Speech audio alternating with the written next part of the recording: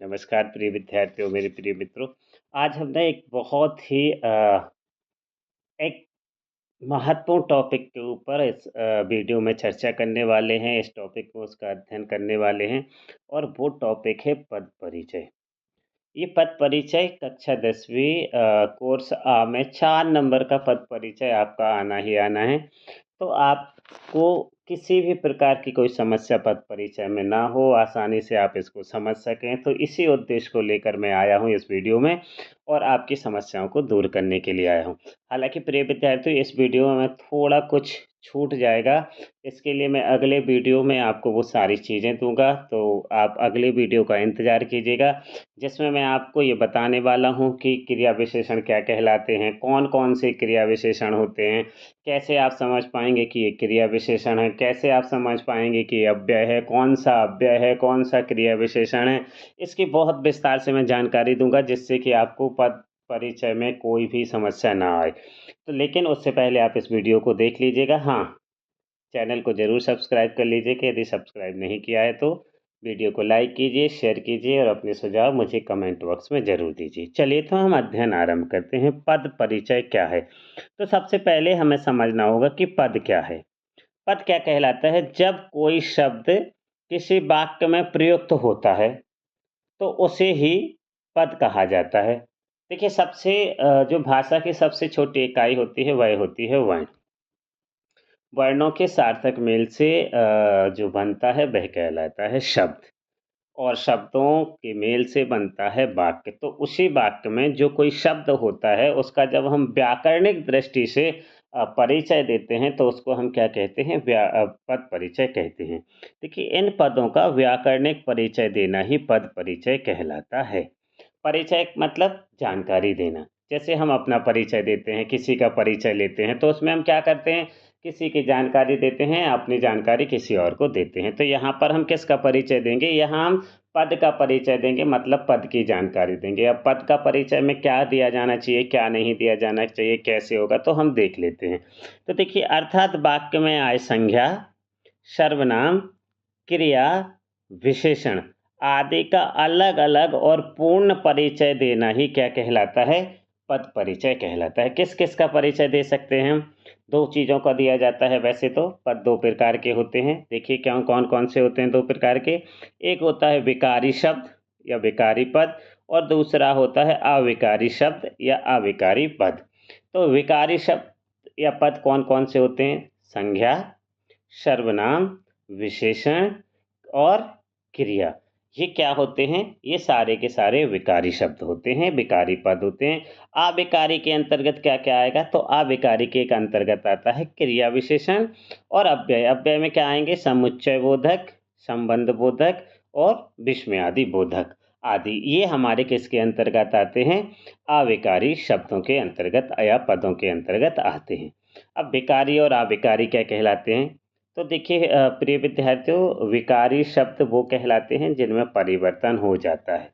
अविकारी शब्द वो कहलाते हैं जिनमें परिवर्तन नहीं होता। इस चीज़ को समझने के लिए आप मेरे अगले वीडियो का इंतज़ार कीजिए, जहां मैं आपको अव्यय समझाऊंगा और अव्यय जब आपको समझाऊंगा तो आपको विकारी अविकारी शब्द बहुत अच्छे से समझ आ जाएंगे। चलिए तो हम सबसे पहले ये देख लेते हैं कि जब हम पद परिचय देते हैं तो हमें किन किन बातों का ध्यान रखना जरूरी होता है। प्रत्येक पद परिचय में निम्नलिखित तथ्यों को ध्यान में रखना जरूरी होता है। यदि आप एक संज्ञा का परिचय दे रहे हैं तो आपको संज्ञा, संज्ञा का भेद, लिंग, वचन, कारक, क्रिया के साथ संबंध आदि आदि चीज़ों को आपको बताना होता है।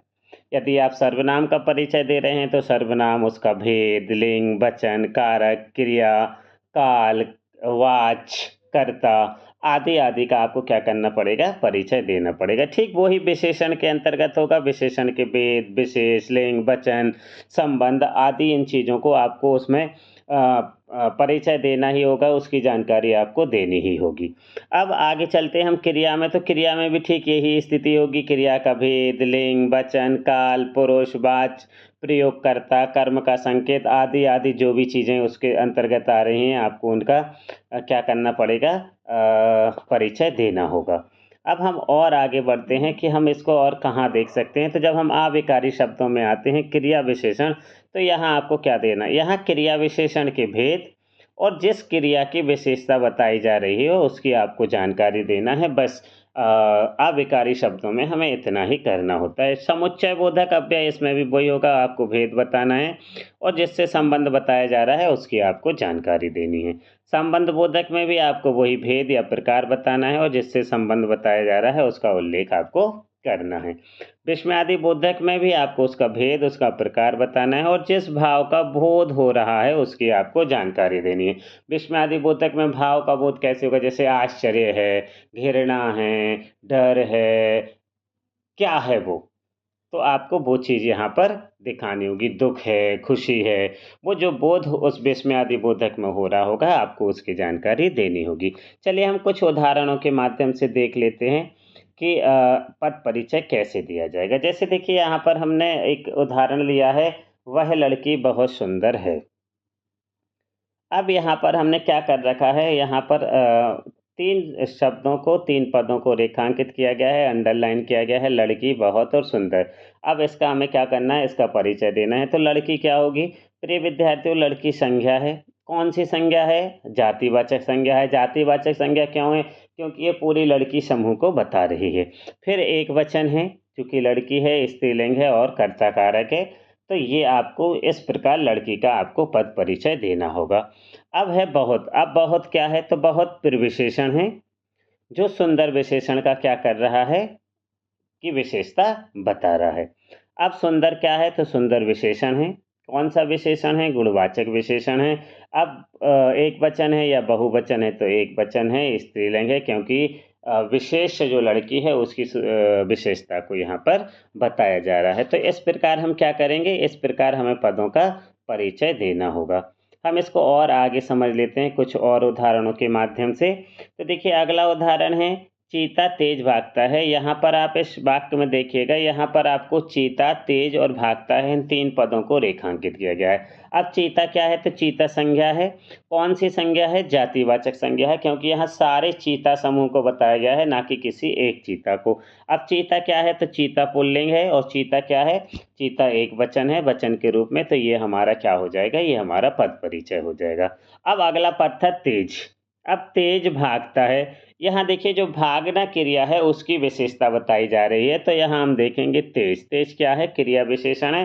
कैसी क्रिया विशेषण है? मतलब क्रिया विशेषण के भेद आप लोगों को मालूम है कि 5 भेद होंगे। तो उन 5 भेदों में रीतिवाचक है, कालवाचक है, स्थानवाचक है, परिमाणवाचक है या परिणामवाचक है। तो यहाँ पर देखिए कौन सा है? ये रीतिवाचक है, क्योंकि उसके कार्य करने के तरीके को या ढंग को दिखाया जा रहा है।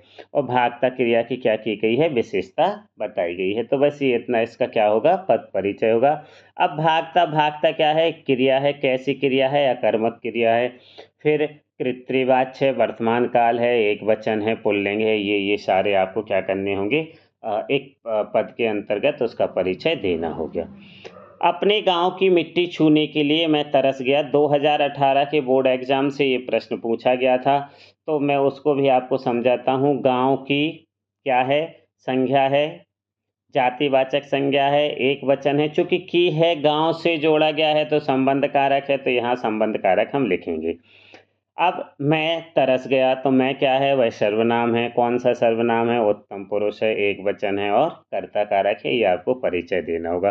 तरस गया, तरस गया क्या है? क्रिया है। कौन सी क्रिया है? सकर्मक क्रिया है, एक वचन है, स्त्रीलिंग है और वर्तमान काल है।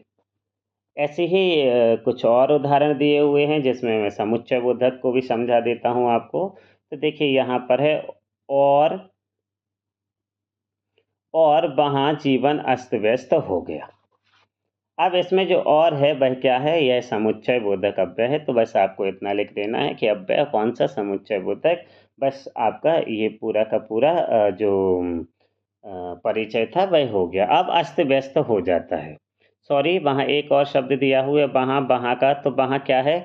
वहाँ जीवन अस्त व्यस्त हो जाता है। ये किसी स्थान के लिए बताया जा रहा है, ये किसी क्रिया के लिए बताया जा रहा है। तो चूंकि ये क्रिया विशेषण है, और कौन सा क्रिया विशेषण है? ये स्थानवाचक क्रिया विशेषण है। इतना आपको परिचय देना होगा। अस्त व्यस्त ये भी क्रिया विशेषण है, रीतिवाचक क्रिया विशेषण है। अगला है नाव धीरे धीरे बहने लगी। तो धीरे धीरे भी क्रिया विशेषण है और रीतिवाचक क्रिया विशेषण है। उम्मीद कर सकता हूं कि ये वीडियो आप लोगों के लिए मददगार अवश्य साबित होगा। अपने इस चैनल से जुड़े रहिए। मैं बहुत जल्द अव्यय और क्रिया विशेषण को विस्तार से समझाने के लिए एक बहुत अच्छा वीडियो लेकर आने वाला हूं। तब तक के लिए धन्यवाद।